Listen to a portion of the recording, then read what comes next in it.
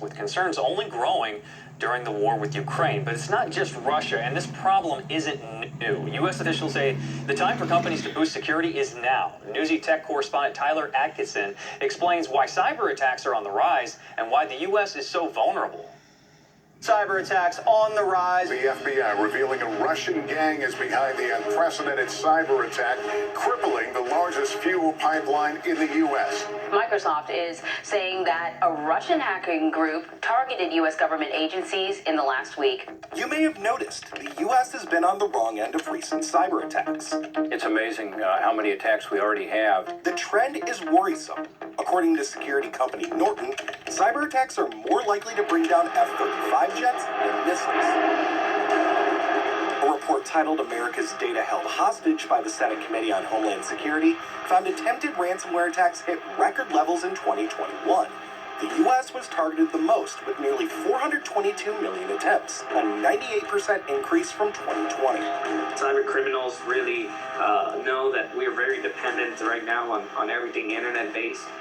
Cyber criminals are grabbing hold of U.S. systems by a common tactic known as phishing. That's when scammers try to get you to share personal information by disguising themselves as a credible person in a text, email, or phone call.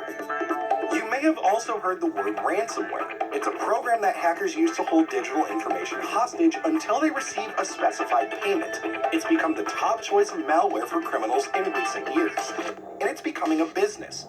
According to the White House, ransomware payments reached over $400 million globally in 2020. Some of these really serious attacks, it has a huge impact on people and their personal data and our lives, but also on the economy.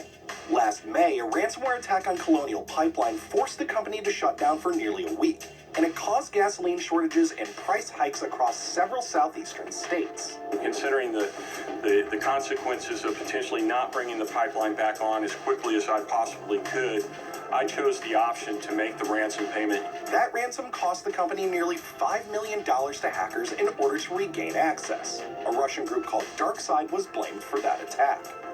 Months later, JBS, the world's largest meat producer, also announced it too was targeted by a cybersecurity attack. The hack affected servers in North America and Australia. The company told U.S. authorities about a ransom demand from a criminal organization likely based in Russia. You may have heard or even felt the impact of these hacks, yet others often go unreported.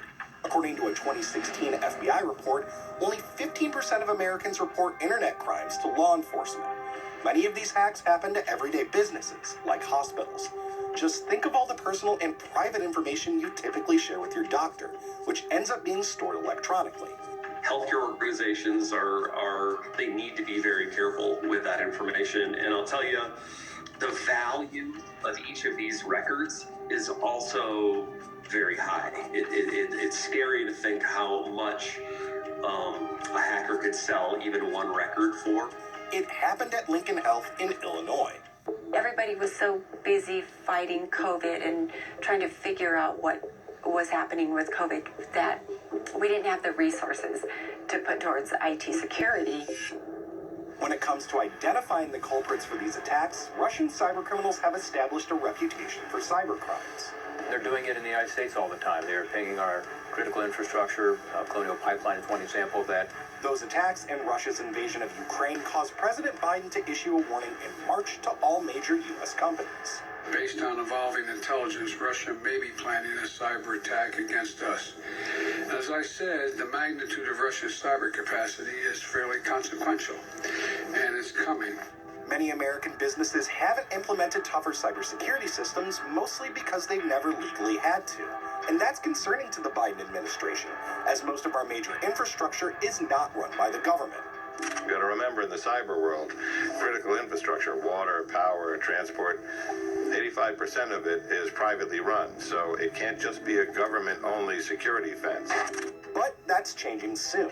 In March, President Biden signed a bill into law that will legally require critical infrastructure businesses to report cyber attacks to the government within 72 hours.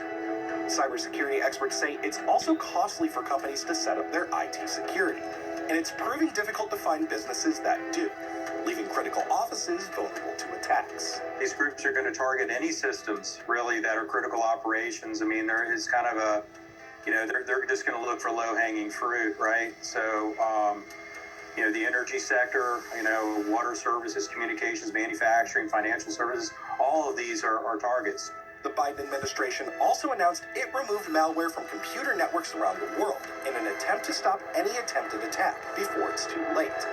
Even with increased federal action, lawmakers say the threat for another major attack remains a top concern. With regard to the Ukraine situation, we expect more because the Russians are so frustrated by what's going on in Ukraine and obviously frustrated by the way the West is helping Ukraine in terms of military assistance. So the fear is that they're going to turn some of that anger toward us and do even more attacks. For Newsy, I'm Tyler Atkinson.